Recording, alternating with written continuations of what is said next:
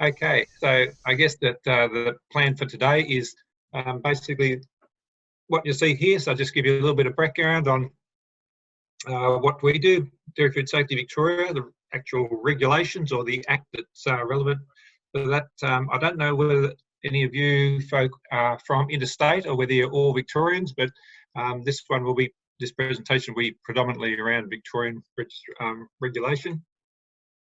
So I'll have a look at the difference between state and federal legislation, go into a little bit of detail of the relevant bits of the Food Standards Code, have a look at, very briefly, a new concept that's coming, Dairy RegTech, and also provide you with some hopefully useful references, which will be things like learning networks and seminars and those sort of things, and also the fact that we also have a lot of printed and other information. So without any further ado, we'll whip into what we've got. So Dairy Food Safety Victoria, I guess, has been around for quite a while. For those of you into history, that we evolved out of industry deregulation in 2000, and we came basically out of the fire from what was then the VDIA. So anyone who actually wants to sell dairy products will come under our remit. And although we are a statutory authority, we are basically totally industry funded. We don't get very much money at all from the government, only for a couple of projects. And as you can see from there, one of our main objectives is the standards which safeguard public health maintained within the industry, and how we actually do that. So the actual functions. We are also establish, maintain and improve food safety standards, bearing in mind we actually don't set the standards. Standards of construction hygiene, plant and equipment in dairy manufacturing processes, in our premises rather, and we also approve and monitor the implementation of food safety programs. And I'm assuming that you're all pretty much across what a food safety program is, if you're all from licensed manufacturers. And we also have a licensing system as well. So maybe in reverse order, I'll cover each of those. So, as I say, you are probably already employed by a company that has a license with us. We license sites, not companies. So each particular site will have a license. We license dairy farmers and also dairy manufacturers, dairy, what we call food carriers. So in other words, they're the milk tankers, and also dairy distributors. Dairy distributors being defined distribution premises. In regards to the actual animals, whether they're goats, sheep, buffalo or camels, you'll be able to see there. The Act was recently changed, where in the past we would not have covered camels, but that's now changed, and we will cover basically any animal which provides milk apart from humans. And that also aligns with what's in the Food Standards Code and also in the Department of Ag and Environment, Water and Environment regulations as well. And maybe just a note there that the fees that we charge for licenses are based on production volumes, and there are where companies have mixed businesses, or where they've got multiple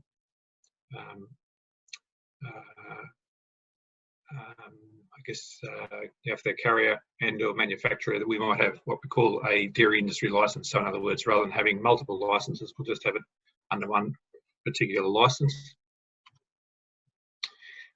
Just to through this, because as I say, most of you guys will be already au fait with this, I'd imagine. So normally we will get an application.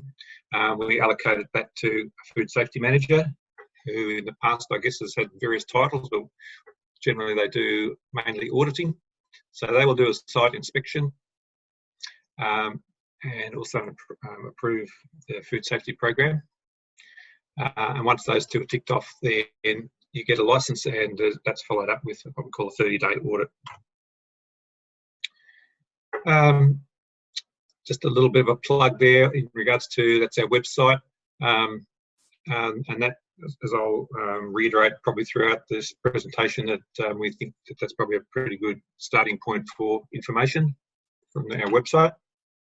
And this is just a little booklet that we do have that's available if you're thinking of breaking out and starting up your own business. Then this is probably a good reference to start with as well.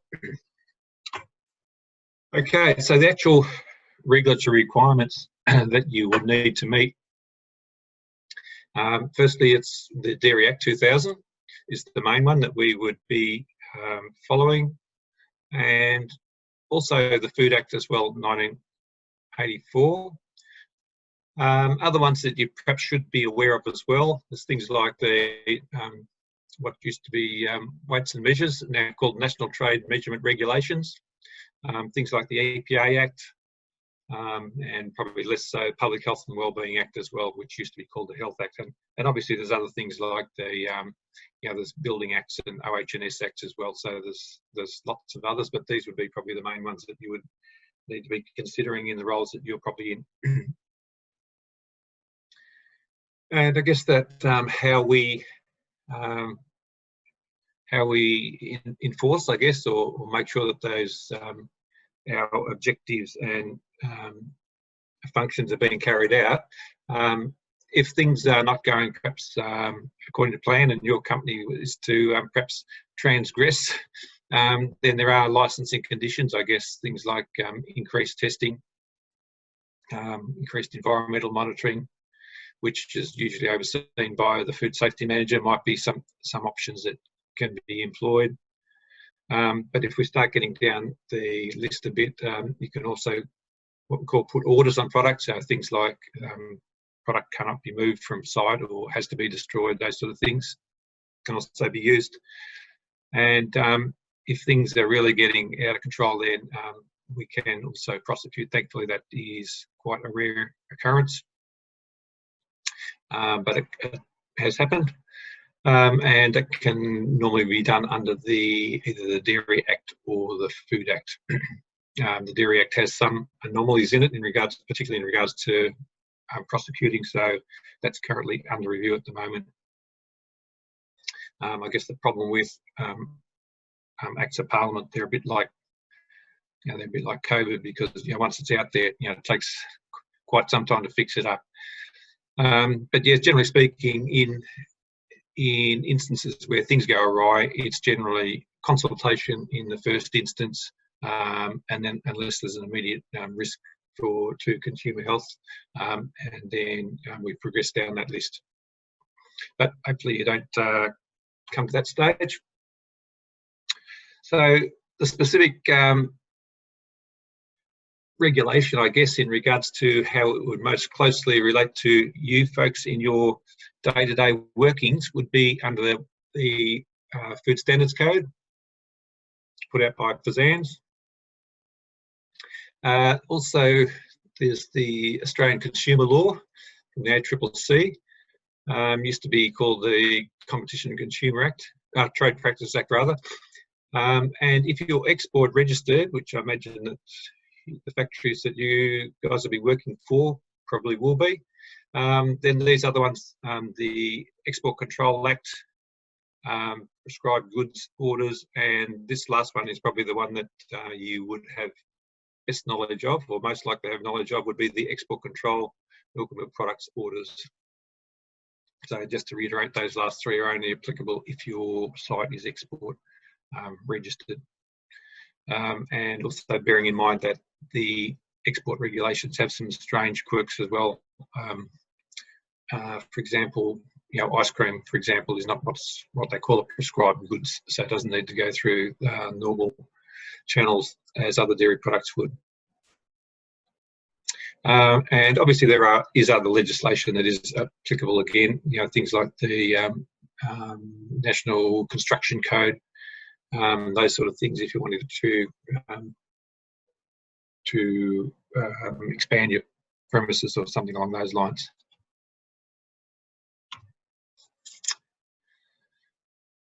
Okay, so delving a little bit deeper into the Food Standards Code. Probably it has changed over the years. It's probably not, it's pretty clear on what's required, but it's not, it's a little bit loose on how that can be met. And I guess that the theory for that is that potentially allows for companies to be innovative and to do things a little bit differently or use new methods without too much registration and red tape. Sometimes it can be a little bit problematic in regards to regulators, but that's a matter for us, not for you guys.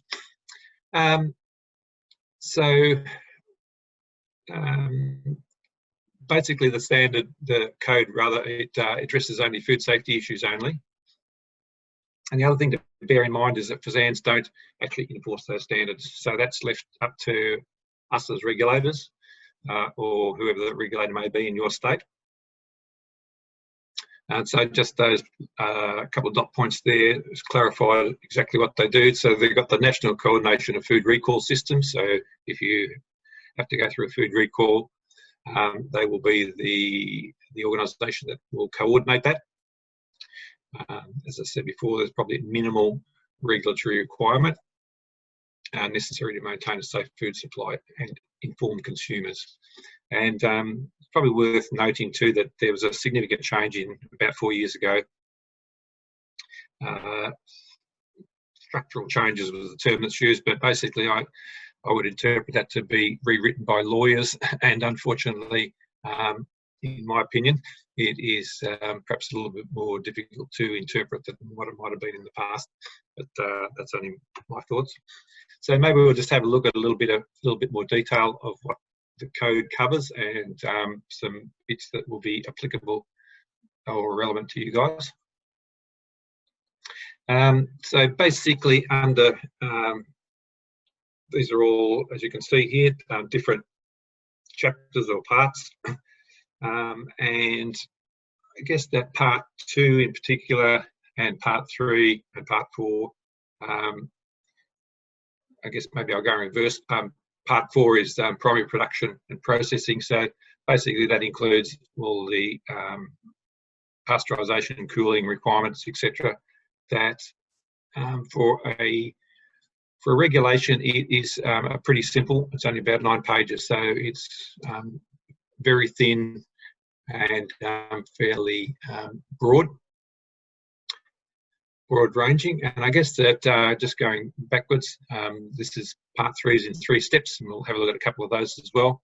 It covers food safety programs, food safety practices, and your premises and equipment. And part 2 is basically the definition of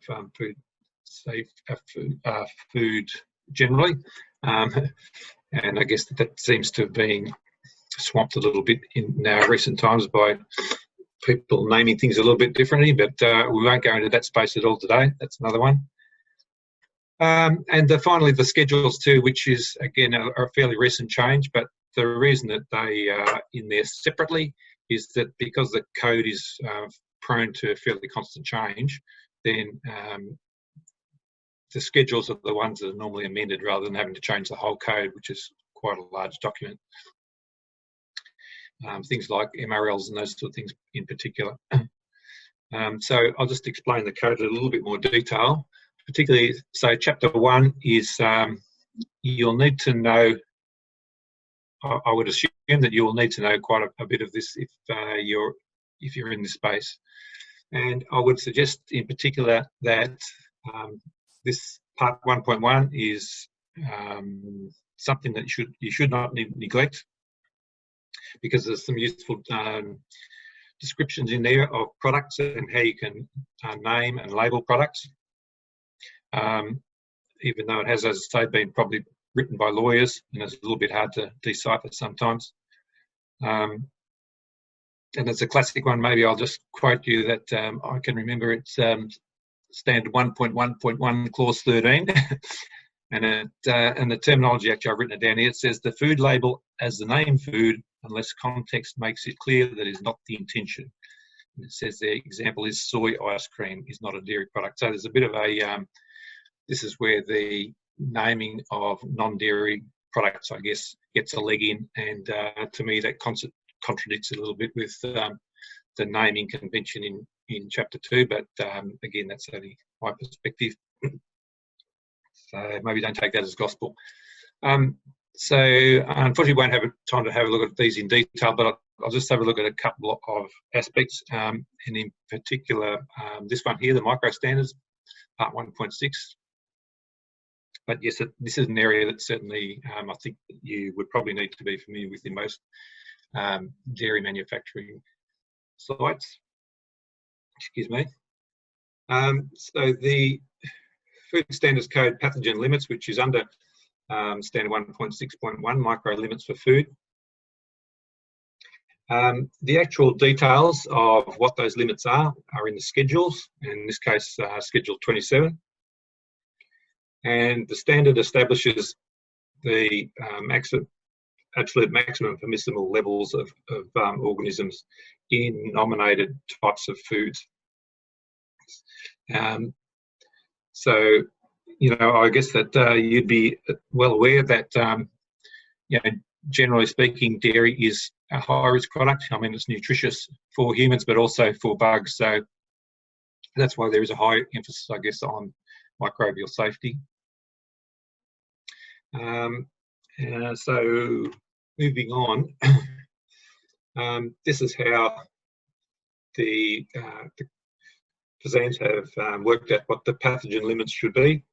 So this would be, you know, normally done through a risk assessment and incorporating literature reviews, etc.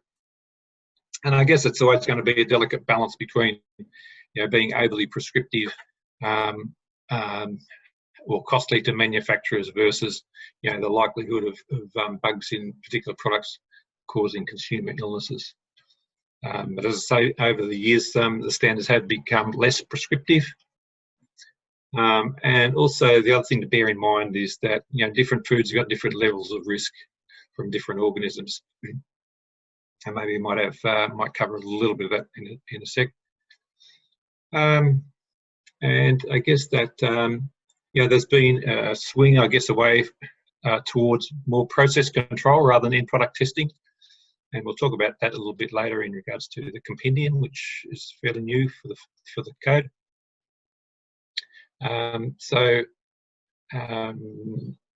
Yeah, regardless of that, your company still would need to do some form of in-product testing as verifications. And, you know, it doesn't matter how good your system is, you know, we still see detections in products, you know, whether it's coming through your results or whether it's coming through surveys that we're doing ourselves. So regardless of how good any HACCP system is, there's still that opportunity for bugs to be present. Here's an example of what's in Schedule 27, excuse me.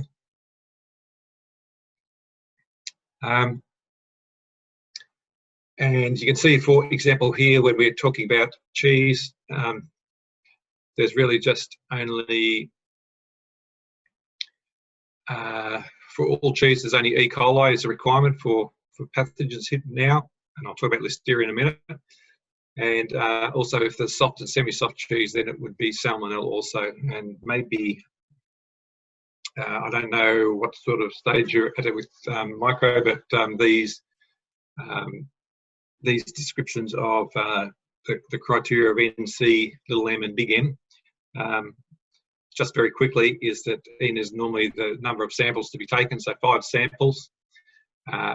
Big M, jumping up this end, is the absolute maximum, so anything above that level is deemed unacceptable or reject product.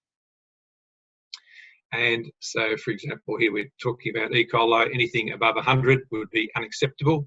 But when we talk about C and M, that means that you can have one sample between 10 and 100, and the other 4 would need to be less than 10. So, you know, one between 10 and 100, none over 100, and 4 less than 10.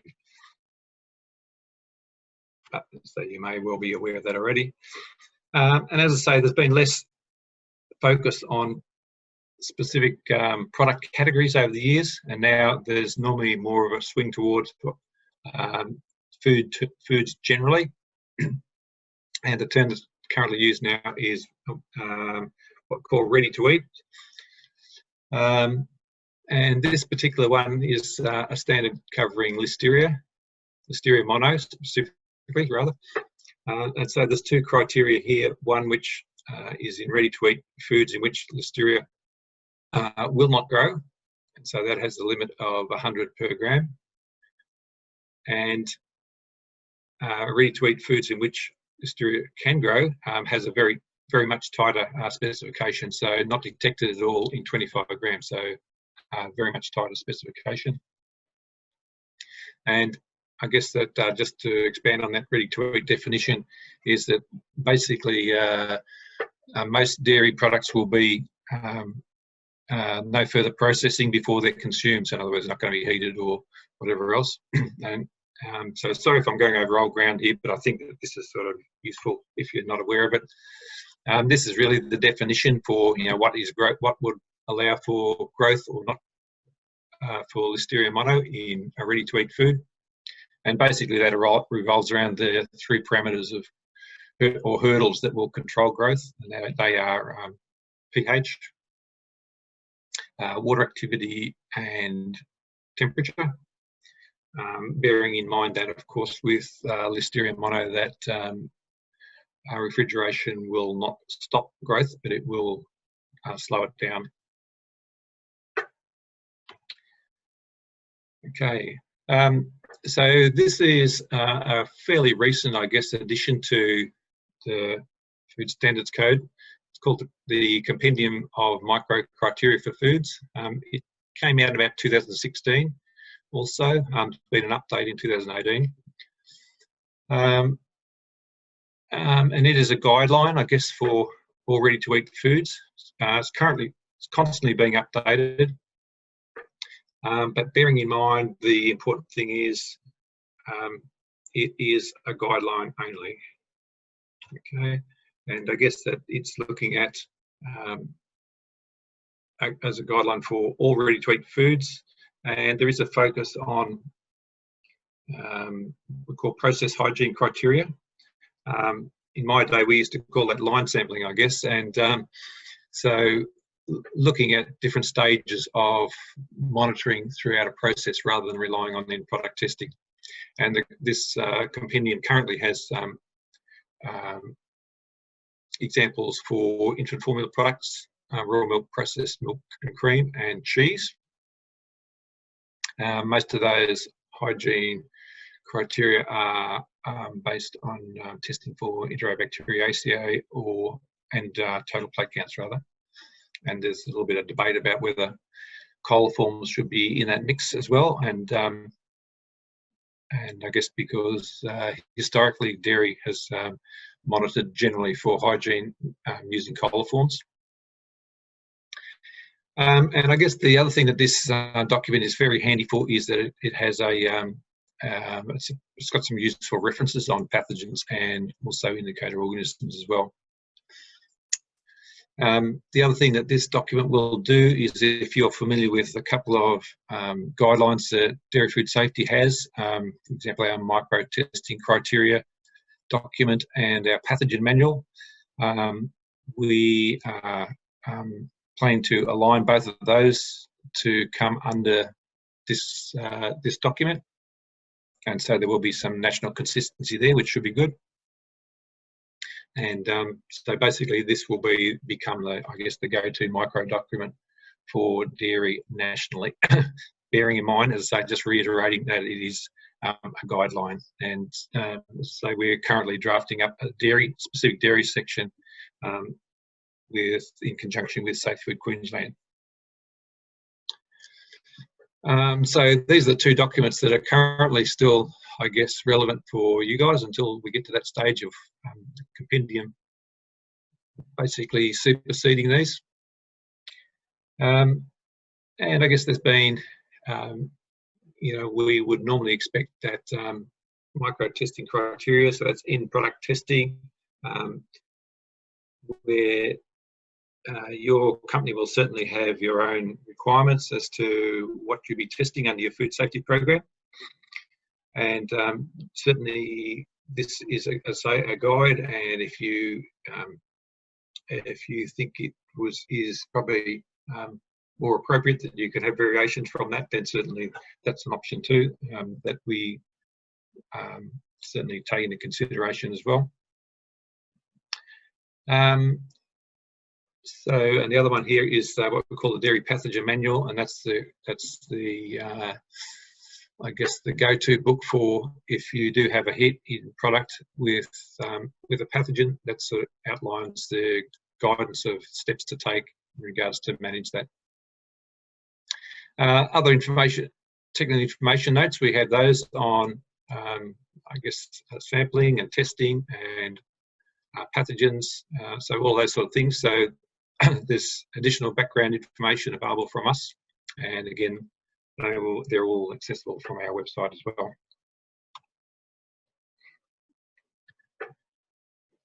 Okay, so if I'll skip standard chapter 2. I'll jump to chapter 3 of the Food Standards Code then, and that covers basically yeah, I guess processing hygiene practices in 3 sections, and so we'll look firstly at 3.2.1, which is actually food safety programs. I imagine that you will be familiar with those because every company will have one, and there is this guide which is put out by Safe Food Australia, which is quite hefty, about 220 pages worth. But the problem with this one is that it covers all foods. So from a dairy manufacturing perspective, it's perhaps a little bit too much information, and that's a little bit tricky to wade through. But bearing in mind that standard 3.2.1 should be covered by what you already have in place in your food safety program. And I guess that, as I say, we've had a look at that green book and probably picked out what we think is, I guess, the more relevant parts that will fit to meet the Food Standards Code. And it's under this one here called Developing a Food Safety Program. And there's also I guess a template, or what we call a model food safety program, that is in conjunction with that.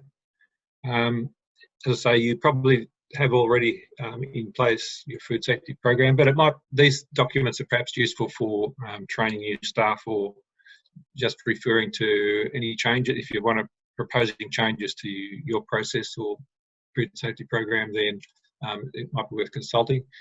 Also bearing in mind that we're also reviewing this one and trying to make it a little bit more, I guess, simpler, if such a thing is possible, with HACCP-based food safety programs. Okay, so the next section of chapter 3 looks at practices and general requirements. So these are things that what we would normally term as prerequisite programs, and I'm guessing that term is probably familiar to you guys as well. And again, yeah, this is going to be covered in your food safety program, and audits are going to be verifying that all of these aspects are being covered. Excuse me. And as I mentioned before, this the code actually is I guess focused more towards retail premises as opposed to perhaps manufacturers. And so we have specific what we call technical info notes on each of these particular PRPs, and so I would suggest that just go to the website and do a search, and you'll be able to find something that hopefully can help you out if you're looking for any of those topics. And finally, in chapter 3, this one here looks at premises and equipment. So Obviously, when your company has applied for a license, then you would need to meet these conditions initially, and it covers big items like design and construction, floors, walls, ceilings, fixtures and fittings, etc. So it doesn't matter whether you are new or existing, you still need to meet compliance. And again, I guess maybe the actual code itself is perhaps focused towards food service rather than manufacturing. So in light of that, we've tried to make things a little bit easier for our licensees. And we've done a guide which is called Hygienic Design Guidelines for Dairy Food Manufacturing. And as I say, I'm hopeful that this is a little bit more easier to digest and a little bit more relevant. And I guess it comes from references from various sources, and should still be applicable for you guys, particularly if you're wanting to expand. Again, we are reviewing this as we speak. And then we get to chapter 4, which is really a fairly simplified, I should say simplified, it is quite a brief standard. I think it's only about 9 pages, and it covers all of the primary production and processing standards applicable for dairy, and it goes all the way through from farms, collection, transport and processing. Very much outcomes based, very little prescription. I guess the good thing is that it does align with the Department of Agriculture, Water and Environment, and also all other states' regulations as well. And again, it refers to having documented food safety programs, which we've already covered, but probably goes into a little bit more detail on pasteurisation and those sort of things. Okay, so in regards to what we do, as opposed to the FSAN side of things, from an operational side, and this is where you'll probably have most of your contact with dairy food safety, our food safety managers will audit any new licensees and also domestic license to produce for domestic, and we also audit on behalf of the Department of Agriculture for export registered premises as well. And that audit is done against your food safety program requirements and also regulatory perspectives, and you'll have 2 audits a year, and they will cover all aspects of that food safety program. And the outcome of those audits will be hopefully not too many corrective actions being raised, and they're in those classes there, minor, major or critical, and obviously you have different timeframes to meet those requirements. And I guess that the other thing that is useful perhaps to know is that our guys have a checklist that they use when they do audits, and I think that they're available to you guys as well, so that sometimes it's useful for you to have a checklist so that you know exactly what it is that your food safety manager might be covering across the year. So everyone gets audited, and you get charged for that. Okay, and there's, I guess, a little bit of something new that dairy food safety is trialling or has trialled, and I don't know, some of you may have already been involved in Dairy RegTech already, and I guess that it is really just a new or more contemporary way for us to regulate. And I guess that the vision, I guess, from this is that it integrates performance, which is from data that we can gather real time, and in combination with measures of behaviour or culture, and which can verify your commitment to meet regulatory compliance.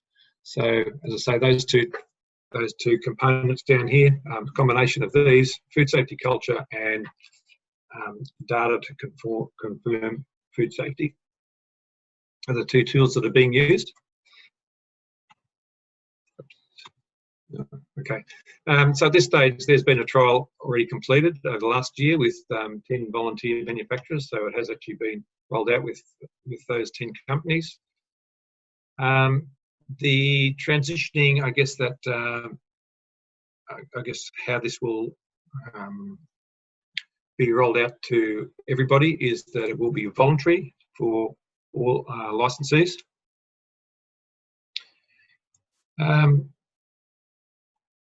It is at this stage planned to be rolled out in January next year. And if you want details on updates of this, then that they are available through our website. But I think that, yeah, just to reiterate, what it's all about is that, we're going to be working closely with industry to, identify, as I say, the two components from the data side of things, getting real-time information to monitor and evaluate performance, and meeting compliance, of course, the regulatory requirements. And the other aspect is the focus on the people and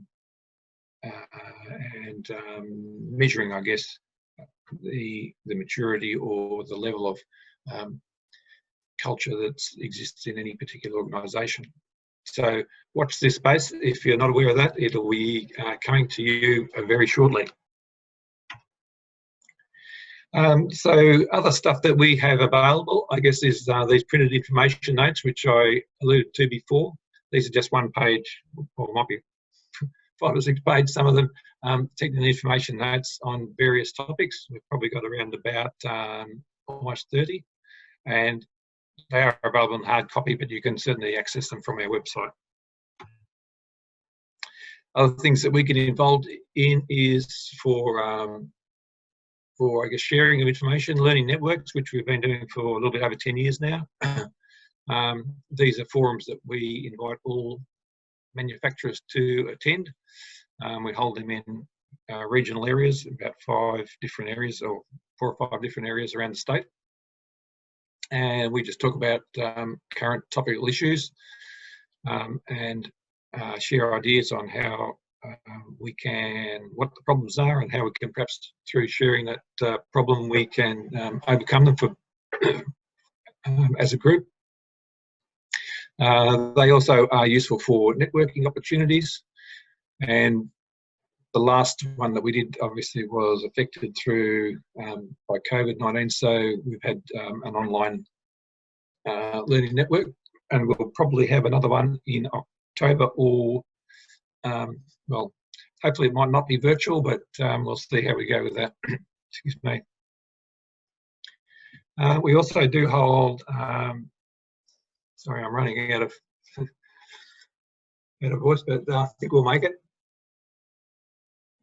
Excuse me. The other thing that we do also have is we will run industry seminars from time to time, and we have held them on things like list. From the list there, you can see what they have been. Generally, though, we only do these in a one-off in, or maybe 2 in metropolitan areas. We don't go to the regions with these. But I would still reiterate that you can see down there, the website is probably a classic place to start if you're wanting any information on regulation that relates to your business, because it's I think it's got lots of info, and it is kept up to date, and you'll find that is the say they're the source of truth. So it will be the latest, because regulations do change.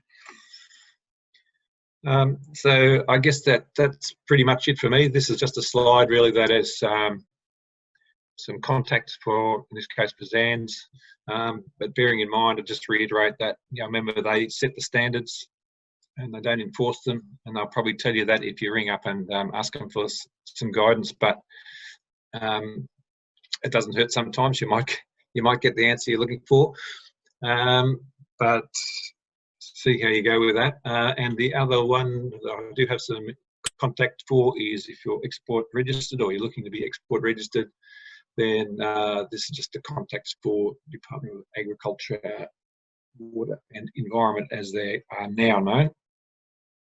For how long, we do not know. And I think that might be about it for me. So that's it from me. Maybe, have we got any questions? Thank you, Ian. And that was a really great presentation. Any questions? For Katrina.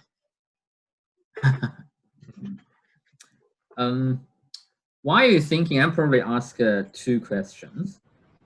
So one is about the dairy registration technology you mentioned. So what data you are collecting in this technology and or in the process, and who has the access to those data? Yeah, sure. Good question.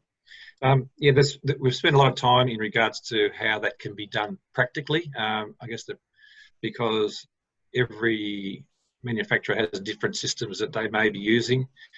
So it's a case of us being able to get access to that in a format that we can manage and can be managed confidentially, of course. So that's been one of the challenges, but we believe that we can do that. Normally what we're looking for is things like testing results, for example, you know, coliforms, E. coli, even environmental monitoring, those sort of things as well. So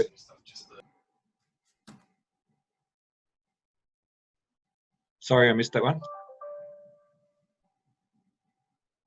Oh, I think there's someone didn't mute. Oh, okay.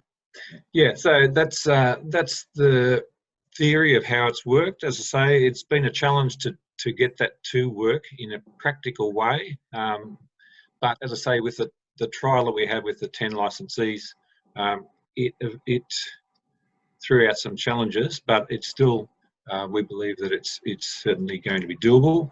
We recognise that this system is not going to be applicable or attractive to everybody, but as I say, it will be a voluntary way of, I guess, facilitating how the level of confidence we could have in how they are progressing in meeting their food safety requirements. And yeah, so far so good. As I say, it'll be a little bit more of a challenge when we roll it out in January, but we'll see how we go. So what's the benefit of doing that? I mean, if as a dairy manufacturer? Well, there's two sides of it, as I mentioned, Dylan. That there's basically the culture side as well, and also the data as well. So probably if you're a manufacturer, the benefit side will probably be more along the culture side, because we do, I guess, an evaluation of your site's maturity, level of maturity. That so we actually measure the level of maturity that exists in the site, which covers all personnel pretty much.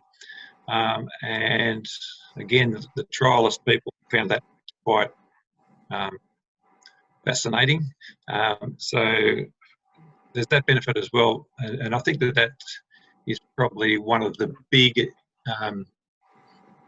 draw cards, is that everyone in the organisation, through from management at the top down to people at the workface, at the coalface, can actually see, you know, what the company is doing in regards to improving culture and, you know, having people involved and being able to improve the business through adopting, you know, some of these strategies that you know, changing culture can provide.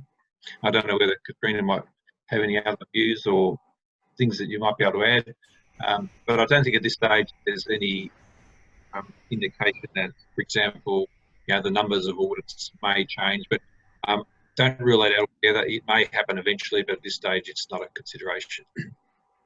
I thought, sorry Ian, just to go on to that, one of the intended benefits eventually was to be able to use a lighter touch for auditing for people who are actively using the system and providing the data. But it's going to be a long process. It's I guess was to reduce the auditing load in recognition of the sheer volume of audits manufacturers are subjected to. It's not just DFSV, it's everyone they supply, every accreditation they're required to hold. Some companies are lucky to go a week without some form of audit. So that's one of the eventual intended benefits, to try and reduce the auditing burden on manufacturers. Yes, correct. Certainly. The other question I had is, you mentioned about the seminars. How do we get access to those? Is our students able to get those seminars? Yeah, we. Yeah, is there anything? I know we joined really infancy at young age here. Is there any other things though that?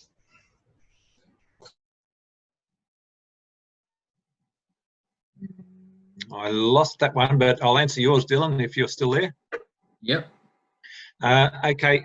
As I mentioned before, all of the manufacturers in the state are licensed with us, and we have specific contacts for different purposes, and we have contacts which we call industry support contacts, and we email out to every licensee when these things are coming up, so that every company is contacted.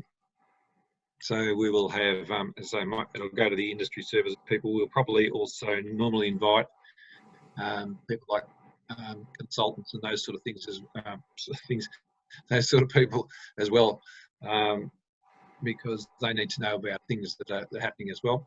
So we're fairly confident that at least one person in every licensed factory will be notified when these things occur. Right. So basically, if we have a seminar coming out, if you're in the industry, you can contact your the quality manager probably in your factory, and he or she might have the information for the seminars. Yeah, definitely. Yep. Email, certainly will be at least one email contact. Yeah.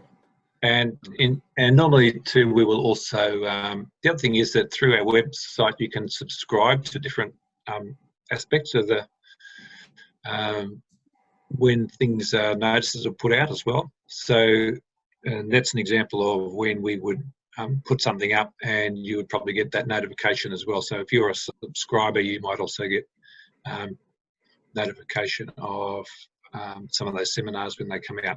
I guess the other thing that we need to be a little bit careful with some of these seminars is that we need to be cautious, I guess, about who may be in the audience. So that's why we target generally our licensees, because they're the number one people that we want to be getting the messages to on a lot of these things. But we perhaps don't want to be spreading that invitation too broadly to other people that might have a different agenda, I guess, to what we're trying to say. Yeah, for sure. Yeah. So if any of you in the industry and you know that you are the licensee of the Dairy Food Safety Victoria, and please subscribe on the website and get the information of those seminars. So any more questions regarding this presentation or regarding food safety in general? Dylan, can we, I can't see from my screen, but can we check if any of them are actually still awake? I'm sure they are. It's getting pretty close to lunchtime, so the worms might be biting like they are for me. Yeah.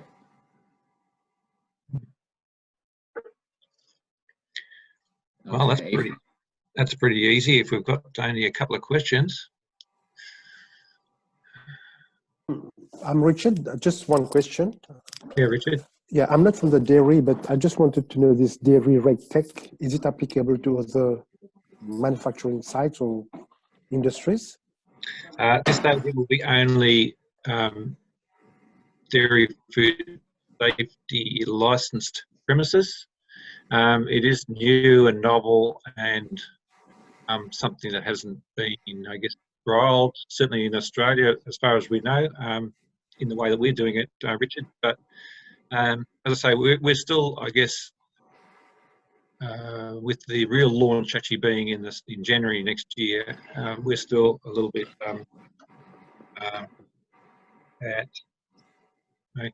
a little bit unsure, I guess, of how it's all going to go. But the plan is that if this kicks off and is a success, then certainly it will be made available to other food industries as well. So, but probably a little bit further down the track. Thank you.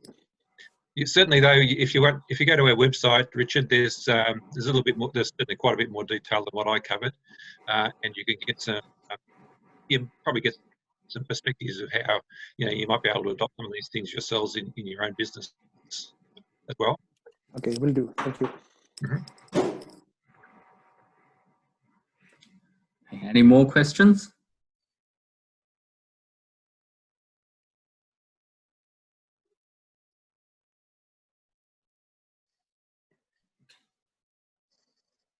Oh, one for Katrina, surely.